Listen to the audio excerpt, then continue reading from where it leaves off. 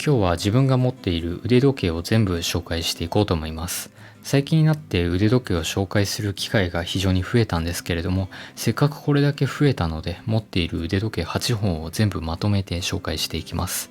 あまり腕時計って集めるようなものではないと個人的には思っているんですけれども、ありがたいことに企業さんからいただく機会が最近はかなり増えまして、一本一本かなり個性があるので最後まで楽しんで見ていただけますと嬉しいです。そしてちょっとお知らせなんですけれども、なんと私のチャンネルが雑誌デビューしました。こちらはタイムギアという腕時計の雑誌なんですけれども、この雑誌のカルレイモンの紹介ページのところに私のチャンネルのページを載せていただきました。カルレイモンさんのご好意で載せていただいたわけなので、すごく嬉しいです。僕の雑誌デビューの記念としてぜひお近くの書店で手に取っていただきたいなと思います。では早速ですが、持っている腕時計を紹介していこうと思います。こちらはトミー・ヒルフィガーの腕時計です。実はこの腕時計、自分の20歳の誕生日にいただいたものです。アメリカのアパレルブランドが製造している腕時計で、品質というものはそこまで高いわけではないんですけれども、デザインがすごく好きで一番のお気に入りの腕時計となっています。見る角度によって光の反射の仕方が変わってくるので、かなりの高級感があって、ブラウンとゴールドの組み合わせがヴィンテージで上品なデザインとなっています。ケースの厚みは 10mm、直径は 44mm の腕時計ということで、つけてみると結構大きいなと思うところはあるんですけれども、ケースの側面のボタンだったり、ルーズの形状がなかなかセンスがあって、すごく自分好みな腕時計となっています。日付と曜日の表示も搭載されていて、結構ごちゃごちゃとした文字盤となっています。視認性というものはそこまで優れているわけではないですね。あと秒針がカチカチする音がちょっと大きいのが気になります。針のところにはトミー・ヒルフィガーのロゴマークが可愛らしく印刷されていたりして遊び心があるデザインですね。かなり高級感があってパッと見すごく高そうに見える腕時計なんですけれども、値段は2万円前後で購入できるので思った以上にお手頃でおすすめできる腕時計となっています。続いてこちらはダニエル・ウェリントンのクラシックブラックシェフィールドでございます。これは自分が高校3年生の受験が終わった時に名古屋の栄のお店まで行って購入した腕時計なんですけれども、初めて自分で買った腕時計でかなり思い出があります。ダニエル・ウェリントンは2011年にスウェーデンで誕生した新しいブランドなんですけれども、今ではすごく知名度が高くなっていて、周りでもつけている人がすごく多いような腕時計になってしまいました。買った当初はまさかここまでつける人が増えるとは思ってもいなかったので、ファッションに個性を出したいと考えている方にはあまり向いている腕時計ではないかなと思います。ただ人気なのにはもちろん理由があって、それはシンプルさですよね。分身と自信のみの腕時計となっています。結構この腕時計は使ってきたんですけれども、シンプルな北欧デザインなので全く飽きが来ないです。いつ見てもかっこいいなと思わせてくれる、そんな腕時計となっております。直径 40mm、厚さ 6mm で結構スリムなボディで付け心地も結構優れていますね。値段は税抜き2万5,000円ですね。続いてはデンマークで誕生したヴェアホイのザ・ローズという腕時計でございます。こちらの腕時計は何といっても木ですよね。天然のウォールナットとローズゴールドのケースの組み合わせがかなり美しくて個性あふれる腕時計となっています。自分は木の筆記具がすごく好きなんですけれども、腕時計でもこんなに木のぬくもりを感じられるのかと最初は感動した記憶があります。一つ一つ模様が全然違うので個性も出せますし、木が使われていてここまで美しく仕上げられているのはヴェアホイのデザイン力かなと思います。サファイアコーティングが施されたミネラルクリスタルガラスが使われていて、2万5,000円と抑えられた価格の割に結構頑張っているなという印象を受けます。こちらのモデルはローズゴールドとウォールナットの色味が結構似ているので視認性というものはそこまで高くはないんですけれども、この時代は腕時計をファッション感覚でつけるっていう人がかなり多いと思うので、自分みたいに木が好きな方とか腕時計に個性を求めたいという方はヴェアホイはまだそんなにつけている人は多くないと思うのでおすすめしたいなと思います。続いてこちらも北欧デンマークから誕生したノードグリーンのフィロソファーという腕時計でございます。最近はシンプルでスタイリッシュな北欧腕時計が熱い印象なんですけれども、ノードグリーンも勢いを伸ばしているブランドですね。秒針と日付の表示も搭載されていて、しっかりと機能性も備わっていながらここまでシンプルであるのは本当によくできたデザインだなと思います。洗練されたミニマルデザインというのがぴったりな腕時計ですね。ケースの側面はヘアライン加工が施されているので、抑えられた反射によってかなり質感が高く見えます。北欧の腕時計って薄いっていうイメージが勝手ながらあったんですけれども、こちらは 7.84mm の厚さがあるので少し厚めなケースかなという印象を受けました。ただシンプルなだけじゃなくて立体的な文字盤になっているのが特徴的で、なかなか面白いデザインですよね。値段は22,000円なんですけれども、永久に使える 15% オフのクーポンがあるとのことで、シーサーと入力していただければ 18,700 円で購入することができます。他の北欧の腕時計と比べても見劣りしないような質感だったり中身なんですけれども、それが1万円台で抑えられているっていうのはすごくお手頃だなと思います。ただこれだけお手頃で、なおかつインフルエンサーマーケティングにも結構力を入れているので、これからつける人が増えすぎちゃうんじゃないかなと少しだけ懸念しております。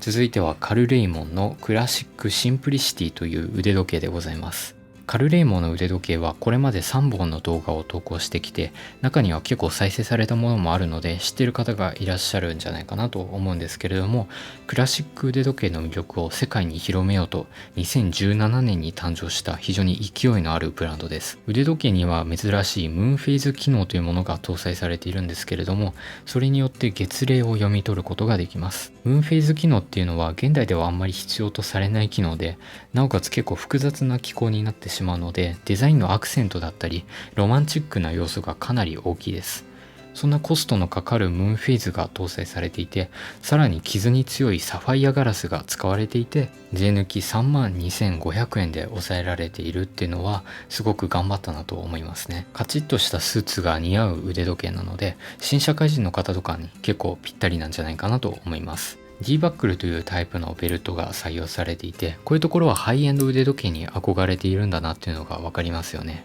以前紹介したクラシックパイオニアについては、父と弟の熱い要望によりプレゼントという形になってしまったんですけれども、ぜひ気になるという方は動画の概要欄から開封動画の方をご覧いただけますと嬉しいです。この腕時計はムーンフェイズ機能だけじゃなくて文字盤の装飾も非常に魅力的なんですよね。中心の渦のような凝絞り、それから外側にはラウンドブラッシング加工という円形のヘアライン加工が施されていて、かなり美しく仕上がっております。ワンポイントのムーンフェイズの表示も本当にロマンチックですよね。直径 38mm で厚さは 10mm のケースになっているんですけれども、文字盤自体は結構コンパクトに収まっているので、つけてみると思ったよりも小ぶりな印象を受けます。ベルトの幅は 21mm なので、なかなか出回っていないサイズのベルトなのはちょっと注意していただきたいなと思います。まだクォーツ式のみの展開となっているんですけれども、購入する層は圧倒的に社会人の方が多いと思うので、将来的には機械式腕時計の展開も期待しておきたいなと個人的には考えております。これまでオンラインショップ限定でコストを抑えていたんですけれども、最近カルレイモンさんは全国のオンタイムという店舗での取り扱いが始まったそうなので、気になる方は実物を見に行ってもいいかもしれませんね。続いてはツイシックのエンポインツという厚さがわずか 4.6mm の極薄腕時計でございます。自分がこれまですごい薄いなと思っていた 6mm のダニエル・ウェリントンの腕時計よりもさらに薄いです。4.6mm ってどれだけ薄いのか分かりづらいと思うんですけれども、100円玉3枚の薄さよりも薄いです。これも分かりづらいですよね。でもとにかく薄いです。実際に腕につけてみると軽いっていうのもあって、つけている感覚がないんですよね。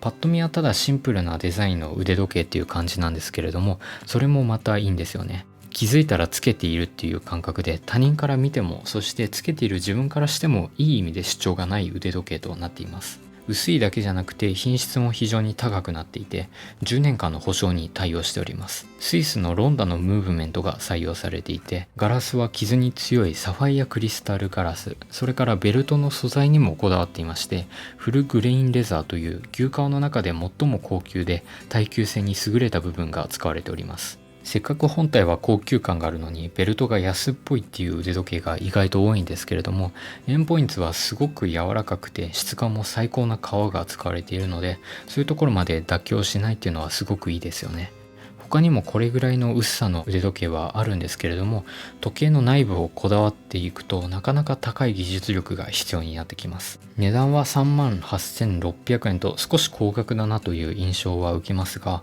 パーツのこだわりとかを考えると妥当な価格設定かなと思います。かなりシンプルでどんなシーンでも使うことができるので、何か楽につけられる腕時計が欲しいなと考えている方には結構おすすめができる腕時計で、自分も結構気に入っています。続いてはクオのオールドスミス 90-001 でございます。今年2020年に京都で誕生したブランドなんですけれども、どこか懐かしさを感じるような和の要素を取り入れたクラシック腕時計となっております。この腕時計の面白いところはドーム型のガラスとなっていまして、虫眼鏡で文字盤を覗いているようなちょっと不思議な感覚になっていて、レトロな雰囲気を味わうことができます。腕時計のベルトにしては珍しいシュリンクレザーという脂肪のある革が使われていて、ルボペンケースとの相性がすごくいいです。クオは京都で誕生したブランドっていうのを結構強調させているんですけれども、自分が考える京都のイメージとすごくマッチしているなと思いました。中心より少し下にスモールセコンドがついていて、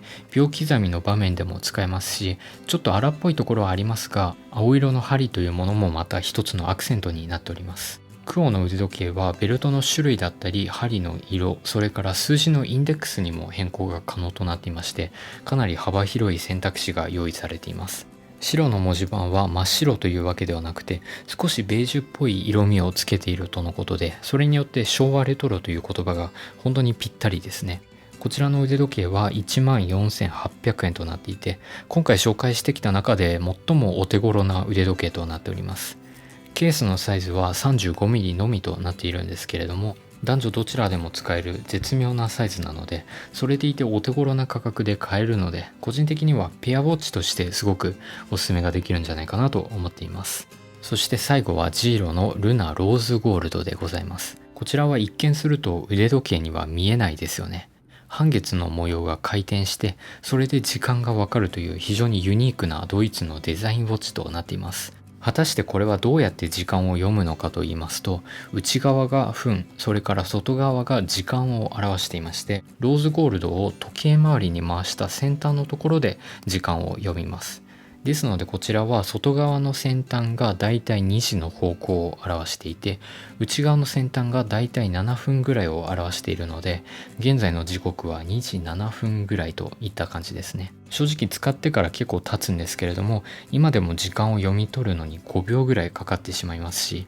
1、2分ぐらい読み間違えることは余裕であるので、実用的とは全く言えない腕時計ですね。ですが今の時代はスマホとかで時間を確認する人が結構多いと思うので、休日に出かける際にファッションとして個性的すぎる腕時計が欲しいと考えている方には自分はお勧めできるかなと思います。値段は 26,800 円です。しっかりとミオダのクォーツのムーブメントが使われていたり、5気圧の防水に対応していたりと、こう見えて内部は値段相応なクオリティとなっています。ローズゴールドのヘアライン加工だったり、マットブラックのケースはしっかりと高級感もあるので、20代、30代の方でも満足して使える腕時計かなと思います。ということで今日は自分の持っている腕時計8本を全部紹介してきました。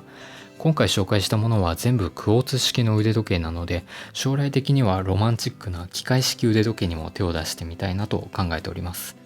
そのうちいつになるか分かりませんが、これっていう腕時計が見つかったら自分で買いたいなと考えております。ただ機械式腕時計となると本当にてっぺんまで行くとキリがないと思うので、もっともっとこれから頑張っていかないとなと思いますね。今後も週1ぐらいのペースで腕時計の動画をいろいろと出していこうかなと考えているので、ぜひ腕時計の魅力についても幅広く認知してほしいなと考えております。では今日はこのぐらいで終わろうかなと思います。ではまたお会いしましょう。ご視聴ありがとうございました。